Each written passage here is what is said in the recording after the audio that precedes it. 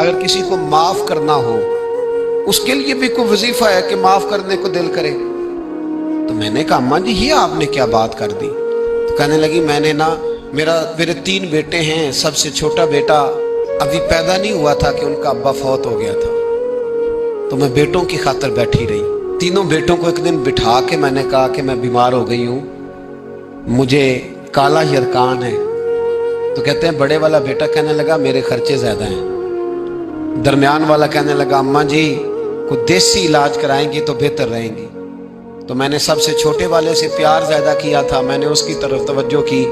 میں نے کہا تیرا کیا خیال ہے؟ کہنے لگا اماں مجھے پتہ ہے آپ کی توجہ میری طرف ہے، میں پیسے تو زیادہ کماتا ہوں لیکن آپ کو پتہ نہیں کہ میری مجبوریاں کتنی ہیں۔ اماں کہتی ہے میں اٹھ کے آ گئی، میں نے خود انہیں بٹھایا تھا، بات کی تھی، پھر کسی نے انہیں سمجھایا تو وہ تینوں معافی مانگنے آئے۔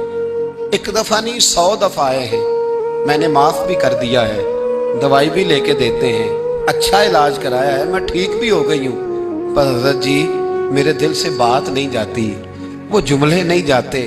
وہ تینوں بیٹوں نے جو مشترکہ مجھے کہا، میں نے تو جوانی بھی انہیں دے دی، میں نے تو اپنی زندگی ساری ان کے نام کر دی، مجھے کوئی وظیفہ بتاؤ میں مرنے سے پہلے انہیں معاف کر دوں۔ وہ جو کسی ایک نے کہا تھا نا خرچے زیادہ ہیں، اور جو دوسرے نے کہا تھا اماں میری مجبوریاں بڑی ہیں، تو میرے دل سے بات نہیں جاتی، میں کیسے بھلاؤں؟